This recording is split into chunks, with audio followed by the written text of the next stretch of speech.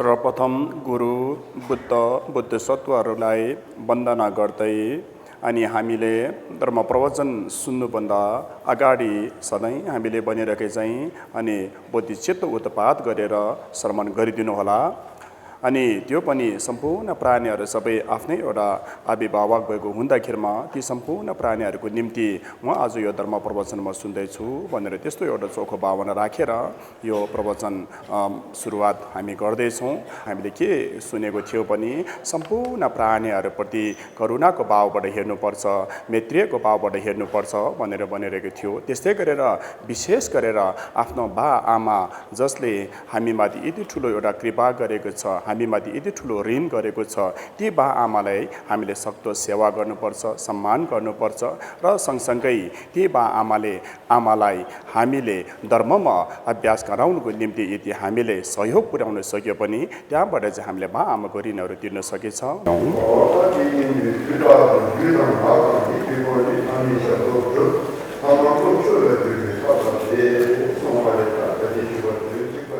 गुरु पद्म सम्भवज्यूले के भन्नुभएको छ भनेदेखि अनि आफ्नो बा आमा मात्र नभइकन जति पनि हामीभन्दा वयोवृद्ध जुन वृद्धहरू छ, जुन बुढाबुढीहरू छ, तिनीहरूले चाहिँ सधैँभरि हामी उहाँहरूलाई सम्मान गर्न सक्नुपर्छ, उहाँहरूलाई इज्जत गर्न सक्नुपर्छ, उहाँले हामीले सहयोगहरू गर्न सक्नुपर्छ, हामीले उहाँहरूको के सेवाहरू गर्ने सम्भव छ ती सेवाहरू हामीले सधैँभरि गर्नुपर्छ भनेर भन्नुभएको छ।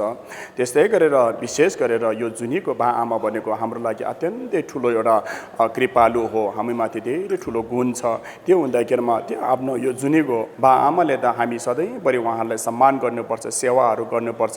जस्तै हाम्रो शारीरिक रूपबाट पनि उहाँले सम्मान गर्नुपर्छ, बोली वचनबाट पनि सम्मान गर्नुपर्छ, सेवा गर्नुपर्छ, मनबाट पनि सेवा गर्नुपर्छ। त्यो कसरी हो भनेदेखि जस्तै हाम्रो शरीर रूपबाट जस्तै आफ्नो बा आमाहरू छ भनेदेखि अलिकति वृद्ध भइसकेपछि उहाँहरूले सक्दैन, नसक्ने बेला चाहिँ उहाँहरूले बेलुका सुत्दाखेरिमा ओछ्यानो ओढाइदिने, बिहान उठ्दाखेरिमा ओछ्यानोहरू पटाइदिने, ओछ्यानोहरू मिलाइदिने, त्यस्तै गरेर उहाँहरू लुगाहरू लगाउने साथी गरिदिने। त्यस्तै गरेर आफ्नो बोली वचनबाट भए पनि आफ्नो बा आमाप्रति एकदम नरम बोली वचन राख्ने, बा आमाले चाहिँ एउटा मान सम्मानको साथ उहाँले बोलाएर हामीले यसरी सम्मान गर्नुपर्छ। त्यस्तै गरेर अनि अहिलेको हामीले फेरि यस्तो विचार पनि आउन सकिन्छ हाम्रो मनमा, अब मैले बा आमाहरूलाई सेवा गर्नुपर्छ, बा आमाहरूलाई हेरचाह गर्नुपर्छ, त्यस्तै गरेर आफ्ना छोराछोरीहरू पाल्नुपर्छ, यो गर्नुपर्छ, त्यो गर्नुपर्छ भनेर अब हामीले त्यसको लागि हामी जीविका चलाउनको निम्ति हामीले आर्थिकको एउटा सहयोग चाहिन्छ। ती आर्थिकहरू हामीले कमाउन जाँदाखेरिमा त्यो पैसाहरू हामीले चाहिन्छ। त्यो पैसाहरू हामी कमाउनुको निम्ति हामीले अलि पापहरू नगरे त, हामीले अलि जुटोहरू नबोलेर अलि पापहरू नगरे त त्यो आर्थिकहरू हामीले सङ्कलन गर्न सक्दैन, जीव उपार्जन हामी गर्न सक्दैन होला भनेर यसरी पनि विचार आउन सक्छ। तर यदि हामीले राम्रोसँग यदि गर्ने हो भनेदेखि एकदम धर्मको अनुसरण गर्दा कुनै किसिमको पनि पापहरू नगरिकन पनि हाम्रो जीविका उपार्जन हामीले गर्न सकिन्छ भनेर भन्नुभएको छ। अनि यो विषयसँग सम्बन्धित यहाँ एउटा कथा जोड्दो रहेछ। त्यो कथा चाहिँ कस्तो रहेछ भने अनि पहिला एउटा लियुल भन्ने एउटा ठाउँ, एउटा देश भनौँ न, जस्तै त्यो चाहिँ एउटा अहिले यो तुर्किस्तानको आसपासतिर पर्ने एउटा ठाउँ छ भनेर भनिन्छ। हो त्यहाँको यहाँ दुईजना भिक्षु थियो। त्यो भिक्षु दुईजनाले चाहिँ अनि उहाँले मञ्जुश्रीको अभिषेकहरू लिनुभएको थियो, आगमहरू लिनु भएर अनि उहाँ दुवैजना चाहिँ मञ्जुश्री सिद्ध गर्नेको साधनामा लाग्नुभएको थियो। त्यसरी साधनामा लाग्दाखेरिमा अनि अन्तमा उहाँहरूले चाहिँ मञ्जुश्री सिद्ध गर्नुभएको थियो र मञ्जुश्री सिद्ध गरेर उहाँले प्रत्यक्ष रूपमा मञ्जुश्रीलाई उहाँले दर्शन पाएको थियो। अनि त्यसरी दर्शन पाउँदाखेरिमा अनि मञ्जुश्रीले त्यो दुवैजना भिक्षुलाई के भनेको छ भनेदेखि तपाईँहरूले हुन त मलाई सिद्ध गरेर मलाई दर्शन पायो, तर तपाईँहरू र म बिचको एउटा कर्मको सम्बन्ध चाहिँ छैन। तिमी दुईजना भिक्षु र तिमीहरूको कर्मको सम्बन्ध चाहिँ अनि अहिले माथि टिबेट भन्ने ठाउँमा चाहिँ अनि हामी दुईको बिचमा चाहिँ यसरी सम्बन्ध छैन भनेर भन्नुभएको रहेछ। अनि त्यसरी त्यो दुवै भिक्षुले अनि यसरी मञ्जुश्री सिद्ध गरिसकेपछि, मञ्जुश्री दर्शन पाइसकेपछि अनि मञ्जुश्रीले के भन्नुभएको थियो भने हामी दुवैको जनाको बिचमा चाहिँ यस्तो एउटा कर्मको सम्बन्ध चाहिँ छैन। तिमीहरूको कर्मकोसँग सम्बन्ध भएको चाहिँ अनि अवलोकितेश्वर फक्वा चेरेसी हो। अनि त्यो फक्वा चेरेसी चाहिँ अहिले टिबेट भन्ने देशमा चाहिँ एउटा राजाको रूपमा चाहिँ त्यहाँ सम्पूर्ण प्राणीहरूको त्यहाँ राजाको रूपमा चाहिँ तिमीहरू त्यहाँ बस्नुभएको छ। त्यस भएको हुनाले तपाईँहरू त्यहाँ जानुहोस् भनेर चाहिँ मञ्जुश्रीले उहाँले यसरी मार्गदर्शन गरेको थियो। त्यस पश्चात अनि उहाँ दुईजना चाहिँ अनि टिबेटमा जानुभएको थियो, त्यो भिक्षु दुईजना। अनि टिबेटमा गएर चाहिँ अब जस्तै ल्हासामा पुग्नुभएको थियो। पुग्दाखेरिमा अनि उहाँहरूले के देख्नुभएको थियो भने अनि त्यहाँ चाहिँ उहाँहरूको दृश्यमा चाहिँ त्यहाँ मान्छेहरू धेरै मान्छेहरूलाई चाहिँ एउटा एक प्रकारको दण्डित गर्ने, कसैले मार्ने, कसैले पिट्ने इत्यादि एउटा दण्डहरू दिइरहेको क्रूरहरू कामहरू भइरहेको चाहिँ उहाँले चाहिँ यसरी देख्नुभएको थियो। त्यसरी देख्दाखेरिमा अनि त्यो दुईजना भिक्षुले चाहिँ अनि त्यो दण्ड दिने जो व्यक्तिहरू थियो तिनीहरूले चाहिँ सोधेको थियो, तपाईँहरूले यसरी किन यसो गर्नुभएको भन्दाखेरिमा चाहिँ अनि यिनीहरू चाहिँ एउटा कानुनको उल्लङ्घन गरेको हुँदाखेरिमा तिनीहरूले अनि आफ्नो दण्ड पाएको हुँदाखेरिमा हामीले चाहिँ राजाको आज्ञा अनुसार हामीले यसरी दण्ड दिँदैछु भनेर भनेको रहेछ। अनि त्यसरी मान्छेहरूलाई चाहिँ यसरी एक प्रकारको एउटा दुःख, एउटा नराम्रो एउटा पीडाहरू दिइरहेको कुराहरू सबै प्रत्यक्ष रूपमा उहाँहरूले देख्दाखेरिमा चाहिँ अनि त्यो दुवैजना भिक्षुको मनमा के लागेको रहेछ भनेदेखि अनि हामीले त मञ्जुश्रीलाई उहाँ एउटा साक्षात् एउटा फक्पाचेरेसी अर्थात् अवलोकितेश्वर हो भनेर चाहिँ हामीले यहाँ पठाएको थियो, तर उहाँ त यसरी अवलोकितेश्वर हुनै सक्दैन, किनभने यसको उहाँको मनमा यसरी एउटा करुणा नै नभइकन यसरी एउटा प्राणीहरूले यसरी दण्डित गर्ने, यसरी पीडाहरू दिने, यसरी दुःखहरू दिइरहेको हुँदाखेरिमा उहाँ फक्पाचेरेसी होइन होला। त्यसो हुँदाखेरिमा बरु हामी दुवैजनालाई पनि देख्यो भने समातेर हामीले पनि दण्डित गर्न सकिन्छ। त्यो भएको हुँदाखेरिमा हामी यो ठाउँबाट भागेर जाऊँ भनेर चाहिँ उहाँ दुईजना भिक्षु चाहिँ त्यो ठाउँबाट भागेर जाँदै थियो। त्यसरी भागेको थाहा चाहिँ अनि राजा, जुन एउटा राजा थियो उहाँको नाम चाहिँ छोइकेल धर्मराज सोङ्जेन काम्पो थियो। अनि धर्मराज सोङ्जेन काम्पोले थाहा पाएर चाहिँ अनि दुवैजना भिक्षु यसरी भागेर गइरहेको छ, तिनीहरूलाई चाहिँ बोलाएर लिएर आऊ भनेर चाहिँ उहाँले यसरी आदेश दिनुभएको थियो।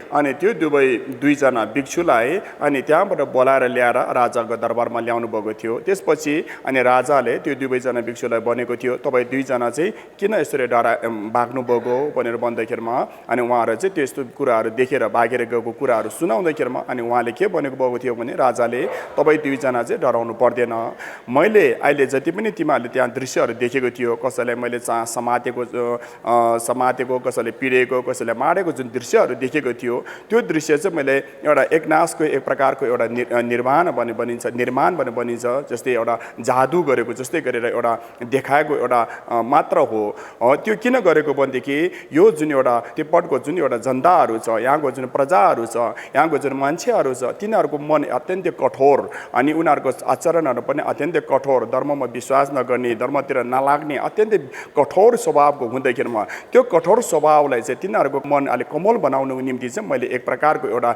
जादु जस्तो गरेर मैले यस्तो प्रकारको दृश्यहरू, डराउने दृश्यहरू चाहिँ मलाई देखाएको मात्र हो। म एउटा स्वयंले अहिलेसम्म एउटा प्राणीलाई दुःख हिंसा गरेको त परै जाओस्, एउटा प्राणीको एउटा रौँमा पनि मैले छुएर चाहिँ दुःख दिएको चाहिँ मैले अहिलेसम्म छैन भनेर भन्नुभएको छ। अनि दुईजना भिक्षु जुन एउटा राजा समक्ष पुगेर राजालाई दर्शन पाएर अनि त्यो कुराहरू सबै सुनेपछि अनि राजाले भन्नुभएको छ, तिमीहरू यति टाढाबाट यहाँसम्म आउनुभएको रहेछ, त्यो के को कारण आएको, के तिमीहरूले के इच्छा छ, के तपाईँहरूको चाहनाहरू के छ भन्न, म तपाईँको इच्छा पुरा गरिदिन्छु भनेर यसरी भन्दाखेरिमा अनि दुईजना भिक्षुले चाहिँ के भनेको थियो भने, के बिन्ती चढाएको थियो भने हामीले अरू केही पनि वरदान, हामीले केही पनि अरू कुरा इच्छाहरू केही पनि छैन, तर हामी चाँडैभन्दा चाँडै यो ठाउँबाट हाम्रो आफ्नै देशमा अघि लियुल भनेको थियो नि, आफ्नै देशमा पुग्ने एउटा वरदान बनाऊँ, त्यस्तो एउटा मलाई त्यो दिनुहोस् भनेर भन्दाखेरिमा अनि राजाले हुन्छ भनेर अनि राजाले त्यो दुवैजना भिक्षुको जुन एउटा वस्त्र थियो त्यो वस्त्रको वस्त्रमा चाहिँ अब जस्तै त्यहाँ बालुवा हुन्छ नि, बालुवा जस्तै एक माना जस्तै बालुवा चाहिँ अनि त्यो लामा दुईजनाको वस्त्रमा चाहिँ पोको पारेर अनि तपाईँ दुईजना चाहिँ मेरो काखमा सुध भनेर चाहिँ एकछिन सुधाएको थियो। त्यसरी सुधेर अनि एकछिनपछि जब त्यो भिक्षु दुवैजना त्यो निन्द्राबाट उहाँहरू बिउजिनु भएको थियो, बिउजेपछि उहाँहरू चाहिँ आफ्नै देशमा पुगेको थियो। अनि उहाँहरूले जस्तै अघि राजाले बालुवा जुन पोको पारेको थियो त्यो यसरी खोलेर हेर्दाखेरिमा त्यो बालुवाहरू सबै सुन भएर गएको थियो। अनि उहाँ जुन राजा सोङचेन काम्पो छ उहाँ कस्तो थियो भने उहाँ एकदमै एउटा शक्तिशाली एउटा राजाको रूपमा थियो। उहाँले चाहिँ त्यो बेला टिपट मात्र नभइकन त्यो आसपासको धेरै देशहरूको उहाँले आफ्नो नियन्त्रणमा राखेको थियो। त्यस्तै गरेर त्यो सबै प्रजाहरूले उहाँले हेर्नुपर्ने थियो। त्यस्तै गरेर आफ्नो देशको रक्षाको लागि अर्को देशबाट नराम्रो जुन एउटा आक्रमणहरू नराम्रो शत्रुहरूको आक्रमणहरू आए भने त्यो आक्रमणहरूले पनि परास्त गरेर तिनीहरूलाई दबाउनु पर्ने इत्यादि कुराहरू उहाँले गरेको थियो। त्यो हुँदाखेरिमा उहाँले आफ्ना शत्रुहरूले पनि दमन गर्ने आफ्नो प्रजाहरूले पनि उहाँले सघाउने तिनीहरूले राम्रोसँग उहाँलाई आफ्नो इच्छा अनुसारको कुराहरू सबै पुर्याइदिने इत्यादि कामहरू उहाँले यति राम्रोसँग उहाँले गर्नुभएको थियो। त्यो हुँदाखेरिमा उहाँ जस्तो यस्तो एउटा विशाल एउटा राजाले जुन एउटा विशाल एउटा यति ठुलो ठुलो कामहरू गर्दाखेरि पनि उहाँले वास्तवमा चाहिँ कसै प्राणीहरूले पनि हिंसा नगरिकन कुनै प्राणीहरूले पनि नोक्सान नपुर्याइकन आफ्नो देशले यसरी सञ्चालन गरेको थियो भनेदेखि अनि हामी जस्तो एउटा साधारण एउटा मान्छेले त हामीले कति ठुलो काम पो गर्छ र होइन। त्यो हुँदाखेरिमा एउटा जुनीको खाना पेटभरि खाना र लाउनु पुग्ने यदि त हामीले कमाउँछ होला, त्यति कमाउनुको लागि त हामीले पापै गर्नुपर्छ, हामीले नराम्रै काम गर्नुपर्छ भन्ने चाहिँ हुँदैन। किनभने यो राजाको कथाबाट हामीले त्यो पाठ सिक्नुपर्छ भन्ने। अनि यसरी हामीले आफ्नो एउटा जुनीको जीविका उपार्जनको लागि यदि हामीले कसै प्राणीहरूलाई चाहिँ हिंसा गर्ने हत्या गर्ने नराम्रो दुःखहरू कष्टहरू दिने यस्तो कामहरू यदि भइदियो भने अनि त्यस्तो कामले गर्दाखेरिमा त्यस्तो कामको फलले गर्दाखेरिमा अनि त्यस्तो कर्मको फलले गर्दाखेरिमा यो जुनीमा पनि हामीले धेरै प्रकारको दुःख कष्टहरू समस्याहरू हामीले भोग्नु पर्ने हुन्छ। त्यस्तै गरेर अर्को जुनीमा पनि हामीले त्यसको कर्मको फलले गर्दाखेरिमा हामीले एउटा नराम्रो दुर्गतितिर जाने एउटा यस्तो को कर्मको फलमा रूपमा हामीले आउन सकिन्छ। अहिले हामीले जुन मूल विषय चाहिँ के हो भने यो मैत्रीय भाव उत्पन्न गर्ने एउटा हो। अनि त्यो कसरी एउटा मैत्रीयको भाव हामीले उत्पन्न गराउनु पर्छ भनेदेखि जस्तै एउटा उदाहरणको रूपमा भन्दाखेरिमा जस्तै एउटा यो कुखुराको माउले आफ्नो एउटा चल्ला हुन्छ हो त्यसलाई कसरी उहाँले चाहिँ हुर्काउँछ, कसरी एउटा माया दया दिन्छ हो त्यस्तो प्रकारबाट चाहिँ हामीले करुणा भाव चाहिँ जागृत गर्नुपर्छ। जस्तै त्यो सुरुवातमा कुखुराले आफ्नो एउटा अन्डा दिन्छ, अन्डा दिनुभन्दा अगाडि एउटा गुँड बनाउँछ, एउटा गुँड खोज्छ, एउटा सुरक्षित एउटा गुँड खोज्छ, त्यो ठाउँमा एउटा नरम प्रकारको गुँडहरू बनाएर त्यसपछि त्यहाँ उहाँले अन्डा पार्छ। अन्डा पारिसकेपछि त्यो अन्डालाई त्यतिकै उहाँले छाड्दैन, त्यसलाई चाहिँ उहाँले आफ्नो ताप आफ्नो शरीरको एउटा गर्मी दिनुको निम्ति त्यो अन्डाले आफूले अँगालेर राख्छ। त्यसपछि अनि बिस्तारै बिस्तारै त्यो अन्डाभित्र त्यो चल्ला विकास हुँदै जान्छ। विकास भइसकेपछि अनि त्यो अन्डा फुटेर उनीहरू बाहिर निस्किन्छ। बाहिर निस्केर तुरुन्तै तिनीहरू उड्न सक्ने आफ्नै खानाहरू खोज्न सक्ने त्यस्तो हुँदैन।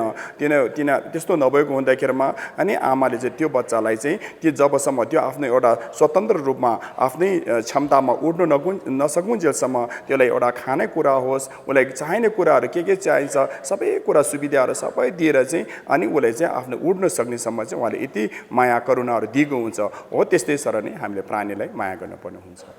अनि त्यसरी उहाँले आफ्नो चल्ला बच्चालाई हुर्काउने क्रममा उसलाई आफ्नै खानाहरू खोज्न नसक्दैखेरिमा अनि त्यो चल्ला त्यो आमा चाहिँ चरा भयो भने तिनीहरू चाहिँ उडेर गएर अनि त्यो बाहिरबाट किराहरू पऱ्यो फट्याङ्ग्राहरू पुरै एउटा असङ्ख्य रूपमा तिनीहरू मारेर ल्याएर चाहिँ त्यो बच्चाहरूको अब 4वटा बच्चा छ भने 4वटालाई चाहिँ पुग्ने गरेर उहाँले किराहरू मारेर चाहिँ उहाँले यसरी दिनुहुन्छ। त्यो हुँदाखेरिमा त्यसरी आफ्नो बच्चाहरू हुर्काउने क्रममा त्यो आमाले बिचरा त्यो बच्चाको निम्ति भनेर कति किराहरू मार्यो, कति फट्याङ्ग्राहरू मार्यो, कति पापहरू गरेछ। त्यो पापको फल त बिचरा त्यो आमाले भोग्नै पर्ने हुन्छ। तर पनि त्यो पापहरू चाहिँ आफ्नो बच्चाको लागि यसरी पाप गरेको हुँदाखेरिमा अनि बा आमा बनेको हाम्रो लागि कति गुणी रहेछ, कति कृपालु रहेछ भन्ने कुराहरू चाहिँ यो कुराबाट पनि हामीले बुझ्न सकिन्छ। अनि अहिले जुन एउटा चराको जुन एउटा उदाहरण दिएको थियो त्यो एउटा उदाहरण हो, तर वास्तवमा अर्थ चाहिँ हामीले केमा राख्नुपर्छ भनेदेखि यो त्रिधातुको प्राणी बनिन्छ। त्रिधातु भनेको माथि रूप धातु, त्यसो रूप धातु काम धातु, यो त्रिधातु खम्सुम भनेर भन्छ। त्यो प्राणीहरू सबै पनि कुनै न कुनै बेला हाम्रै एउटा बाआमा नगरेको पनि कोही नभएको हुँदाखेरिमा जब कहिले हामी कुकुरको रूपमा जन्मियो होला, कहिले हामी चराको रूपमा जन्मियो होला, कहिले हामी मान्छेको रूपमा जन्मियो होला, त्यही हामी प्रत्येक जन्ममा हाम्रा बा आमा दुईले चाहेको हुँदाखेरिमा त्यही बा आमाहरूलाई हामीले कसरी हुर्काएको थियो होला। चराको बेला हामी चराको रूपमा जन्मिँदाखेरिमा चराको बा आमालाई हामीले हुर्काएको थियो होला। त्यस्तै गरेर हामी कुकुरको रूपमा जन्मिँदाखेरिमा त्यो कुकुरको बा आमालाई हामीले हुर्काएको थियो होला। त्यो हुँदाखेरिमा ती सम्पूर्ण प्राणीहरू सबै हाम्रै बा आमा नगरेको कोही पनि नहुँदाखेरिमा हामीले यो जुनेको बा आमाले हामीले कति दया माया गर्छ। त्यसरी नै सम्पूर्ण प्राणीहरूको प्रति चाहिँ हामीले एउटा दया मायाको रूपमा हामीले यसरी हेर्नु सक्नुपर्छ। त्यो नभइकन अहिले हामीले त्यो कुराहरू थाहा नहुँदाखेरिमा कसैले हामीले शत्रु बनेर बनिन्छ, कसैले हाम्रो मित्र बनेर बनिन्छ। तर ती सबै कुराहरू अज्ञानताले गर्दा हो। यदि हामीले राम्रोसँग विचार गर्ने हो भनेदेखि सबै प्राणी हामीसँग सम्बन्ध नगरेको बा आमा नगरेको कोही पनि छैन। जस्तै हाम्रो बा आमाहरूले यदि बिचरा एउटा बच्चा पेटमा आएर उसले जन्माउनु निम्ति पीडाहरू त हुन्छ, तर पनि त्यो एउटा मान्छे बन्दाखेरिमा मान्छेहरूले उसको सहयोग गर्ने साथीहरू पनि हुन्छ। यस्तो यस्तो भयो भने उसले दुःख पीडाहरू सुनाउनु पनि सक्छ, भन्नु पनि सक्छ। तर यदि एउटा कुकुरको रूपमा छ भनेदेखि कति पीडाहरू उसले भोगिरहेको हुन्छ। जस्तै अब एउटा कुकुर, त्यही मध्ये पनि कुकुरहरू धेरै प्रकारको कुकुरहरू छ। कोही चाहिँ भाग्यले गर्दाखेरिमा एउटा राम्रो मान्छेको घरमा पनि हुन्छ, तिनीहरूले त अलि सुविधाहरू पाउन सकिन्छ। तर जुन कुकुरहरू बाटोतिर छ, जसले हामीले भुसिया कुकुर भनेर भनिन्छ, ती बाटोमा बसेको कुकुरहरू चाहिँ कति दुःखहरू छ। तिनीहरूले बच्चाहरू पाउँदाखेरिमा एकैचोटि तिनीहरूले 6-7वटासम्म बच्चाहरू जन्माउँछ। त्यो जन्माउँदाखेरिमा उसले पेटमा बिचरा कति दुःख थियो होला। उसको लागि बस्ने ठाउँ पनि छैन, एउटा न्यानो ठाउँमा बस्ने चाहन्छ होला, त्यो न्यानो ठाउँमा बस्ने उसले थाहा पनि छैन, ठाउँ पनि छैन। त्यसै गरेर उसलाई दुःख पीडाहरू कति हुन्छ होला। दुःख पीडा भए पनि उसले भन्न सकिँदैन। उसलाई केही जस्तो प्रकारको पीडाहरू पाए पनि उसले त्यसलाई व्यक्त गर्न नसक्ने त्यस्तो दुःखहरू उहाँले पाएको हुन्छ। त्यसरी उहाँले आफ्नो छोराछोरीहरूले जन्माएको हुन्छ। जन्माइसकेर फेरि त्यो त्यतिकै छोडेर जान्दैन। त्यो बच्चाहरूलाई चाहिँ उसले एउटा नहुर्किन्जेलसम्म उसले आफ्नो छोराछोरीलाई हेरचाह गर्छ। त्यो हेरचाह गर्ने क्रममा त्यो बच्चाहरूले फेरि त्यतिकै राखेर पनि भएन, उहाँहरूलाई बोकै राखेर भएन। तिनीहरूले के खानेकुराहरू पनि दिने पर्छ। अनि खानेकुराहरू दिने मान्छे कोही नपाउँदाखेरिमा आफू चाहिँ खानेकुरा खोज्नुको निम्ति यता दायाँ बायाँ कता हुन्छ त्यतातिर डुलेर जान्छ। त्यसरी जाँदाखेरिमा कोही मान्छेहरू एउटा मनमा करुणा भएको मान्छे, दया माया भएको मान्छेहरू त भेटेर के खानेकुराहरू बिचरा दिइदियो भने त्यो पाउन सक्छ। त्यो पाएर त्यो पनि फेरि आफूले खान मनले मान्दैन, किनभने आफ्नो छोराछोरी त्यो त्यहाँ भएको हुँदाखेरिमा त्यो छोराछोरीलाई दिनुपर्छ भनेर त्यो खानेकुराहरू ल्याउने क्रममा फेरि त्यो सुरक्षितसँग ल्याउनु पनि सकिँदैन। बाटोतिर फेरि ऊभन्दा ठुलो शक्तिशाली अर्को कुकुरहरू भेट्यो भने तिनीहरूले त्यो आफ्नो खानेकुराहरू छिनेर जाने, लगेर जाने, त्यस्तो प्रकारको दुःखहरू चाहिँ त्यो कुकुरहरूले पनि बोकेर आफ्नो बच्चाले यसरी उहाँले चाहिँ आफ्नो बच्चाहरू हुर्किन्जेलसम्म चाहिँ यसरी उहाँले आफ्नो बच्चाहरूले यसरी हुर्काउनुहुन्छ। हामीहरू पनि यो संसारमा हामी कति जन्महरू लिइसक्यो, अनि हामी पनि कुकुरको रूपमा पनि कति जन्म लिएको थियो होला। त्यो कुकुरको रूपमा जन्म लिँदाखेरिमा त्यो कुकुरको आमाहरूले कसरी दुःख कष्ट गरेर हामीले पालेको छ हो, त्यसरी नै हामीले यसरी पालेको हुँदाखेरिमा अहिले हामी एउटा बुझ्ने अहिले मान्छेको रूपमा हुँदाखेरिमा ती सम्पूर्ण प्राणीहरूको गुणहरू, तिनीहरूले गरेको आफूप्रति गरेको कृपाहरू हामीले सम्झेर अनि हामीले ती सम्पूर्ण प्राणीहरूलाई आफ्नो शारीरिक रूपबाट, वचनबाट, मनबाट चाहिँ ती प्राणीहरू सबैको निम्ति एउटा मैत्रीय भाव, आफ्नो उनीहरूलाई चाहिँ करुणाको भाव चाहिँ हामीले जागृत गर्ने चाहिँ हामीले अभ्यास गर्नुपर्ने हुन्छ। अब हामी करुणाको अभ्यासमा हामी लाग्दाखेरिमा अनि करुणा भन्छ, करुणालाई हामीले कसरी अभ्यास गर्ने भन्दा करुणा भनेको वास्तवमा के हो भन्दाखेरिमा चाहिँ अनि एउटा प्रकारको प्राणीहरू भनौँ न, त्यो प्राणीहरू चाहिँ असाध्यै ठुलो पीडा छ, असाध्यै ठुलो एउटा दुःख भोगिरहेछ भने त्यो दुःख र त्यो पीडाबाट मुक्त भइदिए हुन्थ्यो भन्ने जुन एउटा चाहना, जुन एउटा मनमा इच्छा आकाङ्क्षा राख्छ हो, त्यसलाई नै वास्तवमा चाहिँ करुणाको भाव भन्ने चाहिँ भनिन्छ। त्यसरी हामीले करुणाको अभ्यास गर्ने क्रममा सुरुमा हामीले कसरी एउटा विचार गर्नुपर्छ भनेदेखि, जस्तै एउटा उदाहरण भनौँ या एउटा यो जस्तै एउटा मान्छे भनौँ, त्यो अत्यन्तै ठुलो एउटा गुनाह गरेछ, त्यसले ठुलो गल्ती गरेछ। त्यो गल्ती गरेको हुँदाखेरिमा त्यसले ठुलो अपराधी भइसकेपछि अनि त्यसलाई कानुनले समाइसकेपछि उसलाई सजाय तोक्छ। जस्तै उसलाई चाहिँ एउटा ठुलो हत्या हिंसा जस्तो हत्याको जुन एउटा त्यो लाग्यो भने अनि उसलाई चाहिँ जस्तै फाँसीको सजाय दिनुपर्ने हुन्छ। फाँसीको सजाय दिनुपर्ने हुँदाखेरिमा अनि त्यो प्राणी बिचरा कति उसलाई मनमा पीडा छ होला, उसले कति दुःख छ होला हो, तिनीहरू पनि सम्झिनुपर्छ। त्यस्तै गरेर अनि हाम्रो घरमै नै हुने, जस्तै हाम्रो बाख्रा पालन गर्छ या जस्तै गरेर आफूसँग कुनै पशुपालनहरू छ भने त्यो पशुहरू चाहिँ हामीले त्यसलाई मार्नु पर्यो भने ल यसलाई मार्नुहोस् भनेर यदि एकजना मान्छेले कसाई जस्तोले मार्ने मान्छेले बोलाएर चाहिँ आफ्नो त्यो पशुलाई उसलाई चाहिँ त्यो मार्नुको निम्ति लिएर जाँदाखेरिमा अनि त्यो प्राणीहरूकोमा कति दुःख छ होला, कति पीडा छ होला, हो त्यस्तो दुःख र पीडालाई चाहिँ हामीले सुरुवातमा त्यो सम्झिनुपर्ने हुन्छ। अनि हामीले जब त्यो जुन एउटा अपराधीलाई एउटा फाँसीको सजाय दिने लगिरहेको देख्दा र त्यस्तै गरेर एउटा प्राणीलाई एउटा पशुहरूलाई चाहिँ एउटा उसलाई मार्नको निम्ति लगिरहेको देख्दाखेरिमा हाम्रो मनबाट एउटा साधारण रूपमा चाहिँ हामीले विचार बनी एउटा मनमा चाहिँ त्यो आउन सक्छ। तर भित्र मनबाट चाहिँ त्यो कसरी एकदम हामीले छटपटाउने एक प्रकारको त्यस्तो करुणा चाहिँ हामीले मनमा आउन चाहिँ अलिकति गाह्रो हुन्छ। र त्यही बेला हामीले के विचार गर्नुपर्छ भने त्यही जुन एउटा फाँसीमा झुन्डाउनु लगिरहेको जुन एउटा व्यक्ति छ, जुन एउटा मान्छे छ, त्यो आफ्नै स्वयं आफ्ना आमा हो। त्यस्तै गरेर त्यो मार्नको लागि लगिरहेको जुन एउटा पशु छ त्यो स्वयं आफ्नै कोखबाट जन्मेको बच्चा हो भने हामीले अब कस्तो पीडा आउँछ र हाम्रो मनमा त्यो प्रति कति प्रकारको करुणाहरू जागृत हुन्छ होला। त्यो मनमा मात्रै त्यो जागृत भएर बस्दैन कि हामीले विभिन्न प्रकारको उपायहरू गरेर त्यो बच्चाले मैले कसरी बचाउने, त्यो आमाले मैले कसरी बचाउने भनेर हाम्रो मनमा चाहिँ एउटा प्रकारको उपायहरू खोज्ने पनि कोसिस गर्छ। हो त्यस्तै गरेर हामीले अभ्यास गर्नुपर्ने हुन्छ। अहिले जुन प्राणीहरू चाहिँ यसरी एउटा मर्ने एउटा अवस्था भनौँ, एउटा कसैको हातबाट यसरी मर्ने जुन एउटा भइरहेको छ त्यो पनि एउटा एक किसिमको त्यही प्राणीले पनि पहिला जुनीमा उसले एउटा नराम्रो कर्महरू कमाएको थियो र नराम्रो कामहरू गरेको थियो र त्यस्तो प्राण लिने कामहरू गरेको थियो होला। त्यसकै फलले गर्दाखेरिमा आज उसले एउटा कसैको हातबाट यसरी मर्ने पर्ने एउटा अवस्थाहरू आएको रहेछ। त्यस्तै गरेर जुन व्यक्तिहरू जुन पापको कामहरू गरिरहेको छ तिनीहरूले पनि अहिले तिनीहरूले पापको काम गरिरहेको छ, तर त्यसकै फलले गर्दाखेरिमा भविष्यमा तिनीहरूले पनि फेरि त्यस्तै प्रकारको दुःखहरू पाउँछ। त्यो हुँदाखेरिमा ती प्राणीहरू सबै बिचारा एउटा करुणाको भाव राखेर पहिलाको कामहरू यो जुनको कामले गर्दाखेरिमा उनीहरूले दुःख चाहिँ भविष्यमा पाउँछ र पहिलेको कर्मले फलले गर्दाखेरिमा अहिले दुःख पाइरहेको हुँदाखेरिमा ती सम्पूर्ण प्राणीहरूको दुःख र दुःखको हेतुबाट तिनीहरू छुटकारा पाइदियो हुन्थ्यो भनेर हाम्रो मनबाट त्यसरी करुणाको भाव गर्नुपर्छ। अनि अहिले जुन एउटा मान्छेहरू भनौँ जसले एउटा पापको कामहरू गरिरहेको छ हो तिनीहरू पनि अनि भविष्यमा गएर तिनीहरू पनि फेरि त्यस्तै प्रकारको दुःखहरू पाउँछ। त्यसै गरेर जुन प्राणीहरू अहिले एउटा पूर्व जन्मको एउटा फलले गर्दाखेरिमा कर्मको फलले गर्दाखेरिमा आयो, कोही पशु लोकमा, कोही नरक लोकमा, कोही प्रेत लोकतिर चाहिँ विभिन्न प्रकारको दुःख समस्याहरू भोगिरहेछ, तिनीहरू पनि पूर्व जन्मको एउटा कर्मको फलले गर्दा हुँदाखेरिमा ती सम्पूर्ण प्राणीहरूप्रति चाहिँ हामीले करुणा जागाउनुपर्छ।